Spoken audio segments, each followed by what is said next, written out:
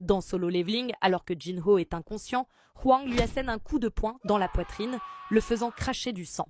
En commentant sa résistance, un homme à lunettes suppose qu'il est vraiment un tank, affirmant que n'importe quel humain normal serait déjà mort.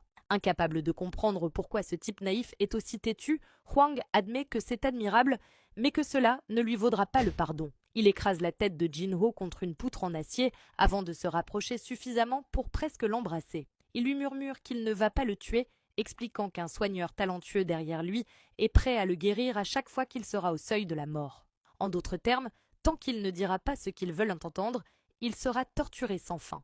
De plus, l'usine dans laquelle il se trouve est fermée depuis plus de 5 ans, donc personne ne viendra le sauver, peu importe à quel point il crie. Lorsqu'on lui demande s'il ne veut pas parler un peu, Jinho murmure quelque chose. Hwang se penche pour mieux entendre et Jinho, levant un doigt, lui dit « Va te faire foutre ». Furieux, Hwang écrase à nouveau sa tête contre la poutre. Un de ses hommes lui conseille de faire attention car il ne veut pas être impliqué dans un meurtre pour de l'argent. Hwang répond qu'il sera prudent puis demande s'ils doivent commencer. L'un des autres hommes hésite, affirmant qu'ils en ont déjà assez appris, mais Hwang affiche un sourire diabolique et rétorque qu'ils viennent à peine de commencer. Soudain, il remarque une silhouette imposante à l'entrée, un orc. Enlevant sa veste, il se demande s'il y a eu une brèche de donjon. Les chasseurs sont intrigués en voyant que le soldat de l'ombre tremble, comme s'il était terrifié par Hwang Dong-soo. Hwang tente de frapper le soldat de l'ombre, mais soudain, Jin utilise échange d'ombre.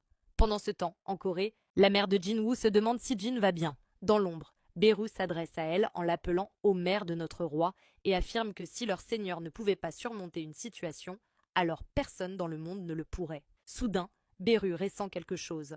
Ce sentiment, je l'ai déjà ressenti une fois, moi aussi. Le roi est enragé, dit-il. Ailleurs, la guilde des chevaliers se prépare pour un raid. Yuntai, haletant, se tourne vers son chef et lui dit que l'ombre sous ses pieds vient de trembler. Yong-soo ne le prend pas au sérieux et lui rappelle de ne pas boire avant un raid. Mais Yuntai insiste. Il n'a pas bu une seule goutte aujourd'hui et il est certain que les ombres ont tremblé. Sur l'autoroute, Thomas André crie à son chauffeur d'arrêter la voiture. Après avoir compris que tout a déjà commencé, il donne un violent coup de pied à la portière et saute dehors. Il ordonne ensuite au chauffeur de le suivre aussi vite que possible. Se propulsant à travers la route, Thomas André laisse ses agents abasourdis, certains s'inquiétant du coût des dégâts matériels.